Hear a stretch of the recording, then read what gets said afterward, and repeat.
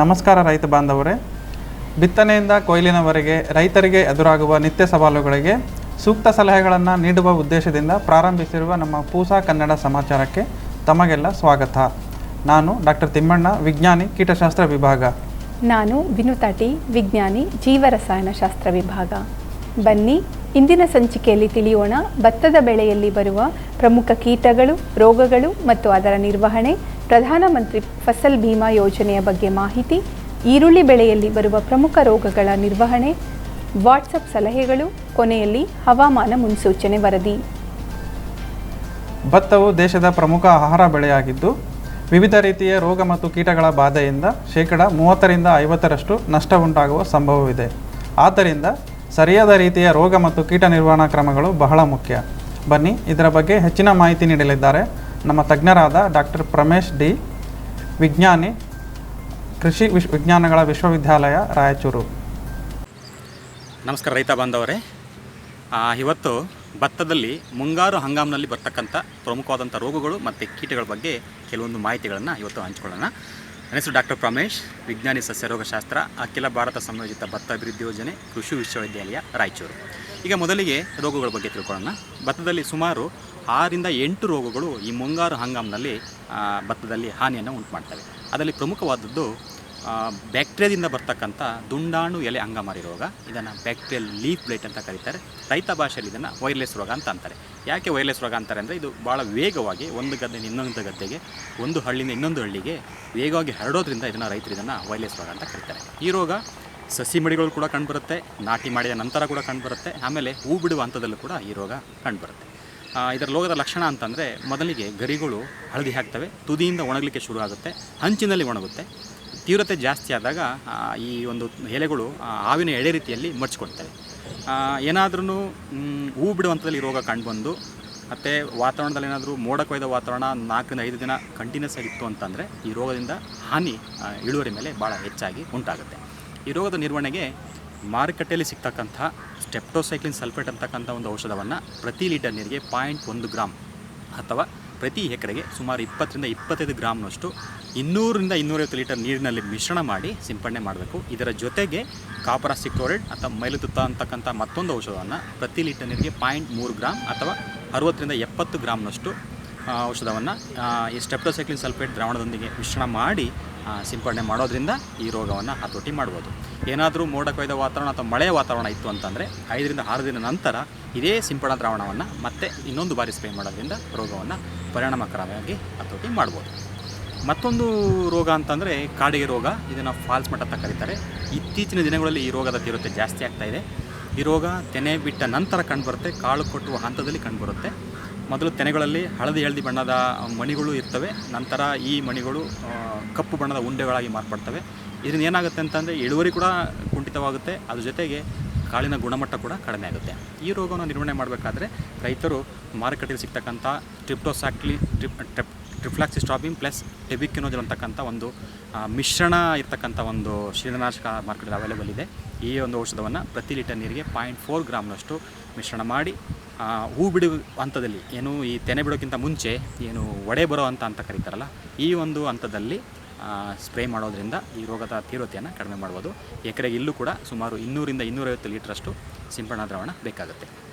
ಈಗ ಪ್ರಮುಖವಾಗಿ ಹಾನಿಯನ್ನು ಉಂಟು ಮಾಡ್ತಕ್ಕಂಥ ಕೀಟಗಳ ಬಗ್ಗೆ ತಿಳ್ಕೊಳ್ಳೋಣ. ಮೊದಲನೇದಾಗಿ ಜಿಗಿ ಹುಳು. ಇದನ್ನು ದ್ವಾಮೆ ಅಂತ ಕರೀತಾರೆ. ಇದರಲ್ಲಿ ಪ್ರಮುಖವಾಗಿ 3 ಬಗೆ ಇದೆ: ಕಂದು ಜಿಗಿ ಹುಳು, ಬಿಳಿ ಜಿಗಿ ಮತ್ತು ಹಸಿರು ಜಿಗಿ. ಈ 3 ಕೀಟಗಳು ಏನು ಮಾಡ್ತವೆ ಅಂತಂದರೆ, ಬುಡದಲ್ಲಿ ಕೂತ್ಕೊಂಡು ರಸವನ್ನು ಹೀರೋದ್ರಿಂದ ಗರಿಗಳು ಹಳದಿ ಆಗ್ತವೆ, ತದನಂತರ ಸುಟ್ಟಂತೆ ಕಾಣ್ತವೆ. ಇದನ್ನು ಜಿಗಿ ಸುಡು ಅಂತ ಕರೀತಾರೆ. ಈ ಒಂದು ಕೀಟವನ್ನು ನಿರ್ವಹಣೆ ಮಾಡಲಿಕ್ಕೋಸ್ಕರ ರೈತರು ಮಾರುಕಟ್ಟೆಯಲ್ಲಿ ಸಿಗ್ತಕ್ಕಂಥ ಕೀಟನಾಶಕಗಳಾದ ಡೈನಟೋಫಿರನ್ ಅಂತಕ್ಕಂಥ ಒಂದು ಕೀಟನಾಶಕವನ್ನು ಪ್ರತಿ 10 ಲೀಟರ್ ನೀರಿಗೆ 4 ಗ್ರಾಮಷ್ಟು, ಅಥವಾ ಟ್ರೈಫ್ಲುಮಿಜಮ್ ಫೈರಮ್ ಅಂತಕ್ಕಂಥ ಮತ್ತೊಂದು ಕೀಟನಾಶಕವನ್ನು ಪ್ರತಿ 10 ಲೀಟರ್ ನೀರಿಗೆ ಸುಮಾರು 5 ಗ್ರಾಮಷ್ಟು, ಅಥವಾ ಪೈಮೆಟ್ರೋಜಿಮ್ ಅಂತಕ್ಕಂಥ ಇನ್ನೊಂದು ಕೀಟನಾಶಕವನ್ನು ಪ್ರತಿ 10 ಲೀಟರ್ ನೀರಿಗೆ 8 ಗ್ರಾಮ್ನಷ್ಟು, ಈ 3ರಲ್ಲಿ ಯಾವ್ದಾದ್ರು ಒಂದನ್ನು ಸುಮಾರು 200-250 ಲೀಟರ್ ನೀರಿನಲ್ಲಿ ಮಿಶ್ರಣ ಮಾಡಿ ಸಿಂಪಡಣೆ ಮಾಡೋದ್ರಿಂದ ಈ ಒಂದು ಹುಳದ ಬಾಧೆಯನ್ನು ನಾವು ಕಡಿಮೆ ಮಾಡ್ಬೋದು. ಮತ್ತೊಂದು ಹುಳ, ಅದನ್ನು ಗಾಲ್ಮಿಡ್ಜ್ ಅಂತ ಕರೀತಾರೆ. ಅದನ್ನು ರೈತ ಭಾಷೆಯಲ್ಲಿ ಕಣೆ ಹುಳು ಅಂತಾರೆ. ಇದು ಸೊಳ್ಳೆಗೆ ಜಾತಿಗೆ ಸೇರಿರ್ತಕ್ಕಂಥ ಒಂದು ಕೀಟ. ಮೊದಲು ಮಲೆನಾಡು ಮತ್ತು ಕರಾವಳಿ ಭಾಗದಲ್ಲಿ ಹೆಚ್ಚಿನ ಹಾನಿಯನ್ನು ಉಂಟು ಮಾಡ್ತಾಯಿತ್ತು. ಆದರೆ ಇತ್ತೀಚಿನ ದಿನಗಳಲ್ಲಿ ಈ ತುಂಗಭದ್ರಾ ಅಚ್ಚುಕಟ್ಟು ಪ್ರದೇಶದಲ್ಲೂ ಕೂಡ ಈ ಹುಳುವಿನ ಬಾಧೆ ಕಂಡು ಬರ್ತಾ ಇದೆ.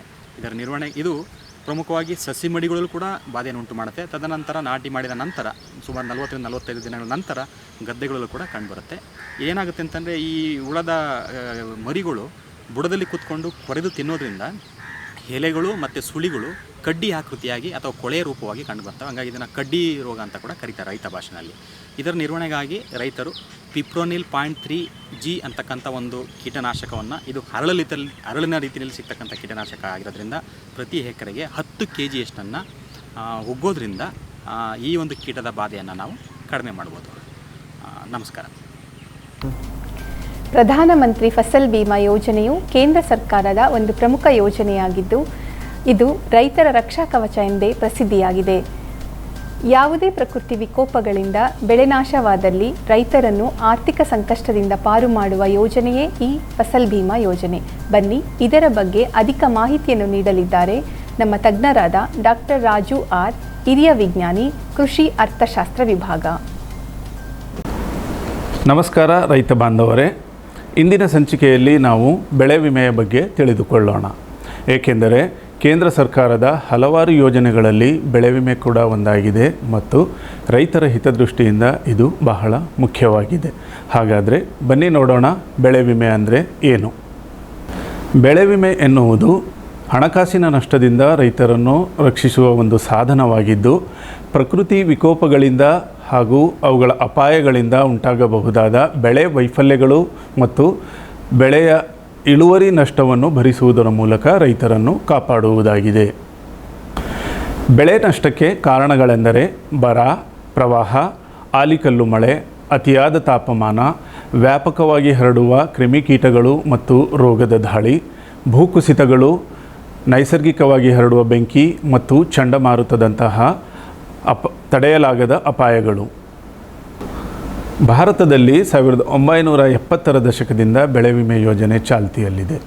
ಕಾಲಕಾಲಕ್ಕೆ ಇದನ್ನು ತಿದ್ದುಪಡಿ ಮಾಡಲಾಗಿದ್ದು, ಏಪ್ರಿಲ್ 2016ರಿಂದ ಇದನ್ನು ಪ್ರಧಾನಮಂತ್ರಿ ಫಸಲ್ ಬಿಮಾ ಯೋಜನೆ ಎಂಬ ಹೆಸರಿನಿಂದ ಜಾರಿಗೆ ತರಲಾಗಿದೆ. ಈ ಯೋಜನೆಯ ಮುಖ್ಯ ಉದ್ದೇಶಗಳೆಂದರೆ ಬೆಳೆ ನಷ್ಟದಿಂದ ಬಳಲುತ್ತಿರುವ ರೈತರಿಗೆ ಆರ್ಥಿಕ ಬೆಂಬಲವನ್ನು ಒದಗಿಸುವುದು, ರೈತರ ಆದಾಯವನ್ನು ಸ್ಥಿರಗೊಳಿಸುವುದು, ನವೀನ ಕೃಷಿ ಪದ್ಧತಿಗಳನ್ನು ಅಳವಡಿಸಿಕೊಳ್ಳಲು ರೈತರನ್ನು ಪ್ರೋತ್ಸಾಹಿಸುವುದು ಮತ್ತು ಇದರ ಜೊತೆಗೆ ಬೆಳೆ ವೈವಿಧ್ಯೀಕರಣ, ಉತ್ಪಾದನೆ ಹಾಗೂ ಕೃಷಿ ಕ್ಷೇತ್ರದ ಬೆಳವಣಿಗೆಗೆ ಸಹಕರಿಸುವುದು. ಒಟ್ಟಿನಲ್ಲಿ ಇದು ಕೃಷಿ ವಲಯದಲ್ಲಿ ಸುಸ್ಥಿರ ಉತ್ಪಾದನೆಯನ್ನು ಬೆಂಬಲಿಸುವ ಗುರಿಯನ್ನು ಹೊಂದಿದೆ. 2016-17ರಿಂದ 2019-20ರವರೆಗಿನ ಅಂಕಿಅಂಶಗಳ ಪ್ರಕಾರ ನಮ್ಮ ದೇಶದಲ್ಲಿ ಪ್ರತಿ ವರ್ಷ ಸರಾಸರಿ 5.77 ಕೋಟಿ ರೈತರು ಸುಮಾರು 5.24 ಕೋಟಿ ಹೆಕ್ಟೇರ್ ಕೃಷಿ ಭೂಮಿಯನ್ನು ಬೆಳೆ ವಿಮೆ ಮಾಡಿಸಿದ್ದಾರೆ ಮತ್ತು 1.93 ಕೋಟಿ ರೈತರು ಇದರ ಲಾಭ ಪಡೆದುಕೊಂಡಿದ್ದಾರೆ.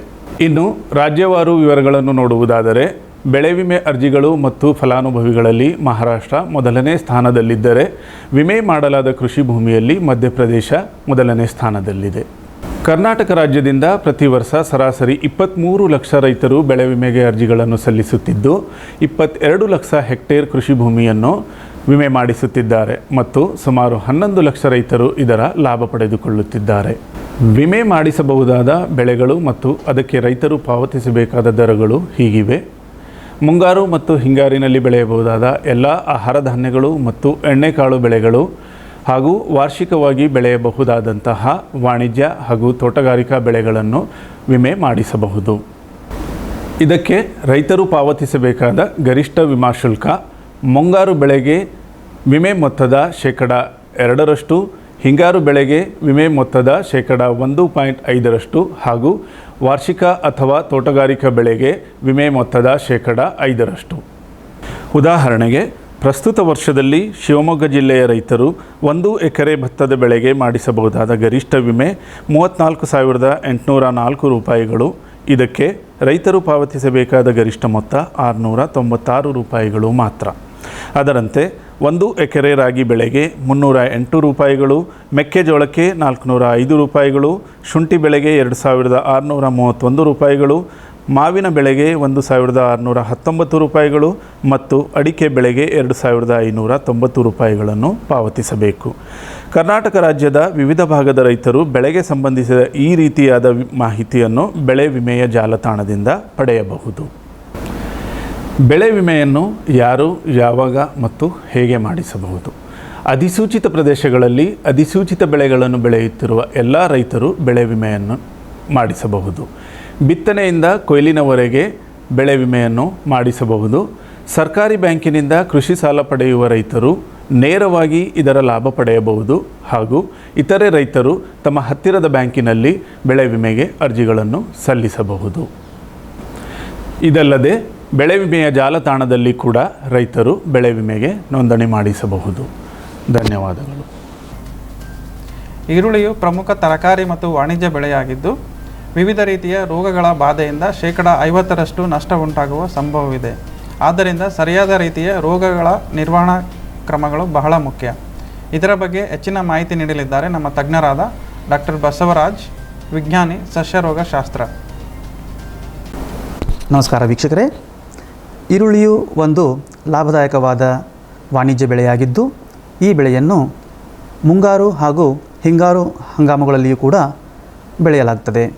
ಈ ಬೆಳೆಯನ್ನು ಹಲವಾರು ರೋಗಗಳು ಬಾಧಿಸಿ ಇಳುವರಿಯನ್ನು ಕುಂಠಿತಗೊಳಿಸುತ್ತವೆ. ಎಲ್ಲಕ್ಕಿಂತ ಮೊದಲು ಕಾಣಿಸಿಕೊಳ್ಳುವಂತಹ ರೋಗ ಅಂತಂದರೆ ಸಸಿ ಕೊಳೆ ರೋಗ. ಈ ಸಸಿ ಕೊಳೆ ರೋಗವು ಬೀಜಗಳು ಮೊಳಕೆ ಒಡೆದು ಮಣ್ಣಿನಿಂದ ಹೊರಬರುವುದಕ್ಕಿಂತ ಮುಂಚೆ ಹಾಗೂ ಸಸಿಗಳು ನಾಟಿಯಾದ ನಂತರವೂ ಕೂಡ ಕಾಣಿಸಿಕೊಳ್ಳುವಂತಹ ಸಾಧ್ಯತೆಗಳು ಇರುತ್ತವೆ. ಈ ರೋಗವು ಮಣ್ಣಿನಲ್ಲಿರುವ ಅತಿಯಾದ ತೇವಾಂಶದಿಂದ ಹಾಗೂ ಪಿಥಿಯಂ ಅಥವಾ ಫ್ಯುಸೇರಿಯಂ ಎಂಬ ರೋಗಾಣುಗಳಿಂದ ಬರುತ್ತದೆ. ಈ ರೋಗಕ್ಕೆ ತುತ್ತಾದಂತಹ ಹೊಲಗಳಲ್ಲಿ ಸಸಿಗಳು ಅಲ್ಲಲ್ಲಿ ಗುಂಪು ಗುಂಪಾಗಿ ಸತ್ತು ಬಿದ್ದಿರುವುದು ಕಾಣಸಿಗ್ತದೆ.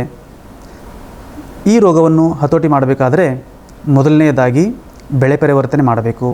ಅಂದರೆ ಒಂದೇ ಹೊಲದಲ್ಲಿ ಪ್ರತಿ ವರ್ಷ ಈರುಳ್ಳಿಯನ್ನು ಬೆಳಿಬಾರದು. ಇನ್ನೊಂದು ಪ್ರಮುಖವಾದ ಅಂಶ ಅಂತಂದರೆ ಬೇಸಿಗೆಯಲ್ಲಿ ಮಣ್ಣಿನ ಮಾಗಿ ಉಳುಮೆ ಮಾಡಬೇಕು. ಉಳುಮೆ ಆದ ನಂತರ ಮಣ್ಣಿನಲ್ಲಿ ಯಥೇಚ್ಛವಾಗಿ ಕೊಟ್ಟಿಗೆ ಗೊಬ್ಬರವನ್ನು ಮಿಶ್ರಣ ಮಾಡಬೇಕು.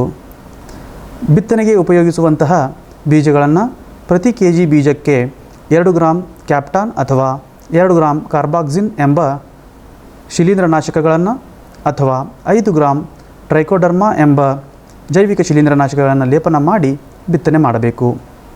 ಸಸಿಗಳು ಬೆಳೆದು ನಿಂತಾಗ ರೋಗ ಲಕ್ಷಣಗಳು ಕಂಡುಬಂದರೆ ಪ್ರತಿ ಲೀಟರ್ ನೀರಿಗೆ 2 ರಿಂದ 3 ಗ್ರಾಂನಷ್ಟು ಕಾಪರ್ ಆಕ್ಸಿಕ್ಲೋರೈಡ್ ಎಂಬ ಶಿಲೀಂಧ್ರನಾಶಕವನ್ನು ಬೆರೆಸಿ ರೋಗ ಕಂಡಂತಹ ಸ್ಥಳಗಳಲ್ಲಿ ಮಣ್ಣು ತೋಯುವಷ್ಟು ಸುರಿಯಬೇಕು. ಇದೇ ರೀತಿ ಈರುಳ್ಳಿಯನ್ನು ಬಾಧಿಸುವಂತಹ ಮತ್ತೊಂದು ಮಾರಕವಾದ ರೋಗ ಅಂತಂತಂದರೆ ಬೂಜು ತುಪ್ಪಟ ರೋಗ.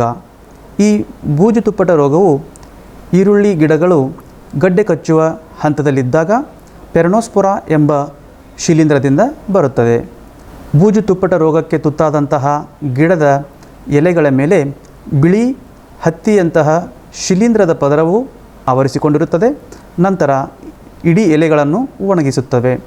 ಇದರಿಂದ ಗಡ್ಡೆ ಕಚ್ಚುವುದು ಕಡಿಮೆಯಾಗಿ ಇಳುವರಿಯಲ್ಲಿ ಅತಿಯಾದ ನಷ್ಟ ಉಂಟಾಗುತ್ತದೆ. ಈ ರೋಗವನ್ನು ಹತೋಟಿ ಮಾಡಬೇಕಾದರೂ ಕೂಡ ಬೆಳೆ ಪರಿವರ್ತನೆ, ಬೇಸಿಗೆ ಮಾಗಿ ಉಳುಮೆ ಹಾಗೂ ಕೊಟ್ಟಿಗೆ ಗೊಬ್ಬರದ ಉಪಯೋಗ ಅತಿ ಮುಖ್ಯವಾಗಿರುತ್ತದೆ. ಬಿತ್ತನೆಗಿಂತ ಮುಂಚೆ ಪ್ರತಿ ಕೆಜಿ ಬೀಜಕ್ಕೆ 3 ಗ್ರಾಂನಷ್ಟು ಮೆಟಲಾಕ್ಸಿಲ್ MZ ಎಂಬ ಶಿಲೀಂಧ್ರನಾಶಕವನ್ನು ಲೇಪನ ಮಾಡಿ ಬಿತ್ತನೆ ಮಾಡಬೇಕು. ನಂತರ ಬೆಳೆದು ನಿಂತ ಸಸಿಗಳ ಮೇಲೆ ಏನಾದರೂ ಈ ಬೂಜು ತುಪ್ಪಟ ರೋಗದ ಲಕ್ಷಣಗಳು ಕಂಡುಬಂದಲ್ಲಿ 2 ಗ್ರಾಂ ಮ್ಯಾಂಕೋಜಬ್ ಅಥವಾ ಮೆಟಲಾಕ್ಸಿಲ್ MZ ಎಂಬ ಶಿಲೀಂಧ್ರನಾಶಕಗಳಲ್ಲಿ ಯಾವುದಾದ್ರೂ ಒಂದನ್ನು ಪ್ರತಿ ಲೀಟರ್ ನೀರಿನಲ್ಲಿ ಬೆರೆಸಿ 15 ದಿನಗಳಿಗೊಮ್ಮೆ ಸಿಂಪಡಣೆ ಮಾಡಬೇಕಾಗ್ತದೆ. ಇದೇ ರೀತಿ ಈರುಳ್ಳಿ ಬೆಳೆಯನ್ನು ಕಾಡ್ತಕ್ಕಂತಹ ಮತ್ತೊಂದು ಮಾರಕವಾದ ರೋಗ ಅಂತಂದರೆ ನೇರಳೆ ಎಲೆ ಮಚ್ಚೆ ರೋಗ. ಈ ನೇರಳೆ ಎಲೆ ಮಚ್ಚೆ ರೋಗವೂ ಕೂಡ ಈರುಳ್ಳಿ ಬೆಳೆಯು ಗಡ್ಡೆ ಕಚ್ಚುವ ಹಂತದಲ್ಲಿದ್ದಾಗ ಕಾಣಿಸಿಕೊಳ್ಳುತ್ತದೆ. ಈ ರೋಗಕ್ಕೆ ಆಲ್ಟರ್ನೇರಿಯಾ ಎಂಬ ಶಿಲೀಂಧ್ರವು ಕಾರಣವಾಗಿರುತ್ತದೆ. ಪ್ರಾರಂಭದಲ್ಲಿ ರೋಗಕ್ಕೆ ತುತ್ತಾದಂತಹ ಗಿಡದ ಎಲೆಗಳ ಮೇಲೆ ಸಣ್ಣ ಸಣ್ಣ ಹಳದಿ ಅಥವಾ ಕಂದು ಬಣ್ಣದ ಚುಕ್ಕೆಗಳು ಕಾಣಿಸಿಕೊಂಡು ನಂತರ ವಾತಾವರಣದಲ್ಲಿರುವಂತಹ ಅತಿಯಾದ ತೇವಾಂಶ ಹಾಗೂ ಉಷ್ಣಾಂಶದಿಂದ ಈ ಚುಕ್ಕೆಗಳು ದೊಡ್ಡದಾಗಿ ಬೆಳೆದು ಒಂದಕ್ಕೊಂದು ಬೆಸೆದುಕೊಂಡು ದೊಡ್ಡ ಮಚ್ಚೆಯಂತೆ ಮಾರ್ಪಡುತ್ತವೆ. ಈ ಮಚ್ಚೆಗಳು ಇನ್ನೂ ದೊಡ್ಡದಾಗಿ ಬೆಳೆದು ಇಡೀ ಎಲೆಗಳನ್ನು ಆವರಿಸಿ ಎಲೆಗಳನ್ನು ತುದಿಯಿಂದ ಬುಡದವರೆಗೆ ಒಣಗಿಸುತ್ತವೆ. ಇದರಿಂದಲೂ ಕೂಡ ಅತಿಯಾದ ಇಳುವರಿಯಲ್ಲಿ ನಷ್ಟ ಉಂಟಾಗುತ್ತದೆ. ಈ ರೋಗವನ್ನು ಹತೋಟಿ ಮಾಡಬೇಕಾದರೂ ಕೂಡ ಬೆಳೆ ಪರಿವರ್ತನೆ, ಬೇಸಿಗೆಯ ಮಾಗಿ ಉಳುಮೆ ಹಾಗೂ ಕೊಟ್ಟಿಗೆ ಗೊಬ್ಬರದ ಉಪಯೋಗ ಇವು ಅತಿ ಮುಖ್ಯವಾಗಿರುತ್ತವೆ. ಎರಡನೇದಾಗಿ ಪ್ರತಿ ಕೆಜಿ ಬಿತ್ತನೆ ಬೀಜಕ್ಕೆ 2 ಗ್ರಾಂ ಕ್ಯಾಪ್ಟಾನ್ ಅಥವಾ 4 ಗ್ರಾಂ ಥೈರಾಮ್ ಎಂಬ ಶಿಲೀಂಧ್ರನಾಶಕಗಳನ್ನು ಅಥವಾ 5 ಗ್ರಾಂ ಟ್ರೈಕೋಡರ್ಮಾ ಎಂಬ ಜೈವಿಕ ಶಿಲೀಂಧ್ರನಾಶಕವನ್ನು ಲೇಪನ ಮಾಡಿ ಬಿತ್ತನೆ ಮಾಡಬೇಕು. ಬಿತ್ತನೆಯಾದ ನಂತರ ಸಸಿಗಳು ಬೆಳೆದು ನಿಂತಾಗ ಏನಾದರೂ ಈ ರೋಗದ ಲಕ್ಷಣಗಳು ಕಂಡುಬಂದಲ್ಲಿ ಪ್ರತಿ ಲೀಟರ್ ನೀರಿಗೆ 3 ಗ್ರಾಂ ಕಾಪರ್ ಆಕ್ಸಿಕ್ಲೋರೈಡ್ ಅಥವಾ 2 ಗ್ರಾಂ ಮ್ಯಾಂಕೋಜಬ್ ಅಥವಾ 1 ಮಿಲಿಲೀಟರ್ ಡೈಫೆನ್ಕೊನಜೋಲ್ ಅಥವಾ 1 ಮಿಲಿಲೀಟರ್ ಇಪ್ರೋಬೆನ್ಫಾಸ್ ಎಂಬ ಶಿಲೀಂಧ್ರನಾಶಕಗಳಲ್ಲಿ ಯಾವುದಾದರೂ ಒಂದನ್ನು ಪ್ರತಿ ಲೀಟರ್ ನೀರಿಗೆ ಮಿಶ್ರಣ ಮಾಡಿ 15 ದಿನಗಳ ಅಂತರದಲ್ಲಿ ಸಿಂಪಡಣೆ ಮಾಡಬೇಕು. ಈ ಎಲ್ಲ ಮಾಹಿತಿಗಳು ತಮ್ಮೆಲ್ಲರಿಗೂ ಉಪಯೋಗ ಆಗಲಿ ಅಂತ ಆಶಿಸುತ್ತಾ ತಮ್ಮೆಲ್ಲರಿಗೂ ಮತ್ತೊಮ್ಮೆ ನಮಸ್ಕಾರ. ಈಗ ವಾಟ್ಸಪ್ ಸಲಹೆಗಳ ಸಮಯ.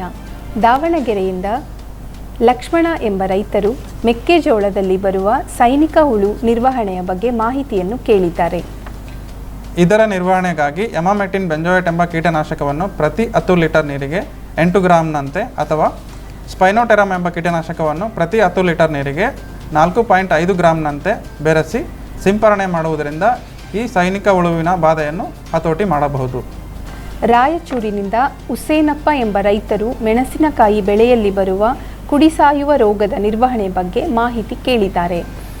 ಮೆಣಸಿನಕಾಯಿಯಲ್ಲಿ ಬರುವ ಕುಡಿ ಸಾಯುವ ರೋಗವು ಥ್ರಿಪ್ಸ್ ನುಸಿಯಿಂದ ಬರುವುದರಿಂದ ಇದರ ನಿರ್ವಹಣೆಗಾಗಿ ಸ್ಪೈರೋಟೆಟ್ರಾಮೇಟ್ ಎಂಬ ಕೀಟನಾಶಕವನ್ನು ಪ್ರತಿ ಲೀಟರ್ಗೆ 0.8 ಮಿಲಿಲೀಟರ್ನಂತೆ ಅಥವಾ ಮಿಶ್ರ ಕೀಟನಾಶಕವಾದ ಡೈಫೆನ್ಥ್ಯೂರಾನ್ ಮತ್ತು ಬೈಫೆಂಥ್ರಿನ್ ಎಂಬ ಕೀಟನಾಶಕವನ್ನು ಪ್ರತಿ ಲೀಟರ್ಗೆ 1 ಮಿಲಿಲೀಟರ್ನಂತೆ ಬೆರೆಸಿ ಸಿಂಪರಣೆ ಮಾಡುವುದರಿಂದ ಇದರ ಹತೋಟಿಯನ್ನು ಮಾಡಬಹುದಾಗಿದೆ.